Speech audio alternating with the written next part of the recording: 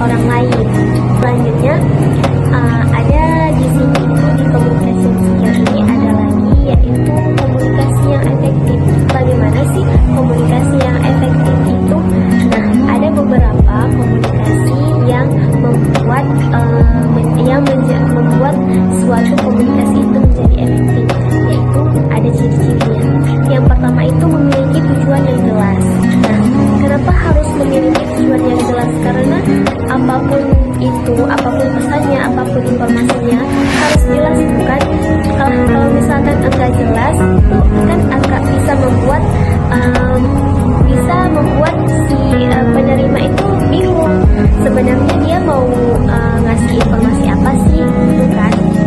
Nah, jadi apapun yang ingin kita sampaikan kepada pihak penerima pesan kita itu harus jelas dulu apa informasinya. Nah, kemudian itu harus jika berbicara tentang komunikasi antara pengirim dan penerima itu harus sempurna. Selanjutnya, komunikasi yang efektif itu menghasilkan pemahaman dan action tersebut beraksi. Ketika kita sudah menyampaikan pesan yang ingin kita sampaikan kepada si penerima, dia sudah memahami dan memiliki action. Apa actionnya? Yaitu respon kepada kita yang menyampaikan pesan, sehingga apa yang kita sampaikan itu menjadi suatu topik yang setelah kita sampaikan diterima dengan baik dan direspon dengan baik juga. Untuk teman-teman semuanya, yuk bangun dan latih kemampuan komunikasi kita. Mulai dari berbicara yang baik kepada sesama, harus memiliki sopan santun saat memberikan informasi, menyampaikan kata-kata yang baik juga, sehingga penerima bisa merespon apa yang kita sampaikan dengan baik. Selanjutnya, dalam komunikasi itu harus ada rasa menghormati atau menghargai. Kemudian ada kepekaan dalam kepedulian. Nah, setelah itu ada juga komunikasi itu harus didengar dan dimengerti. Kenapa harus didengar?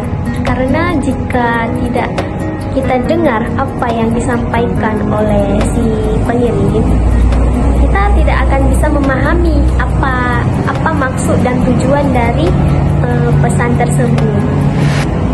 Kemudian ada kejelasan dan rendah hati. Kejelasan dari informasi atau pesan yang disampaikan. Kemudian saat menyampaikan pesan tersebut kita harus memiliki rasa yang rendah hati. Bukan hanya untuk si pengirim, tetapi juga kepada si penerima juga harus memiliki rasa yang rendah hati. Sama-sama mendengarkan dan memahami apa yang disampaikan, kemudian merespon dengan baik juga. Dalam komunikasi ini itu banyak hal yang kita pelajari, karena komunikasi ini memang sangat dibutuhkan baik di kalangan masyarakat maupun dimanapun kita berada. Apalagi untuk kita yang ingin bekerja di suatu tempat, komunikasi ini sangat dibutuhkan.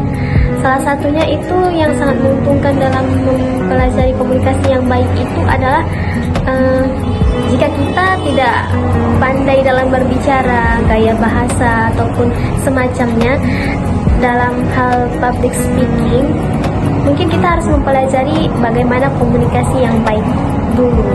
Nah, dengan kita mempelajari lebih dalam lagi bagaimana komunikasi yang efektif, komunikasi yang baik, dan cara kita berbicara kepada lawan kita, mungkin dengan hal tersebut kita bisa menguasai bagaimana public speaking yang baik dan benar juga. Nah, mungkin hanya ini pengalaman dari saya. Lebih dan kurangnya saya mohon maaf karena saya juga sedang belajar. Saya akhiri. Assalamualaikum warahmatullahi wabarakatuh.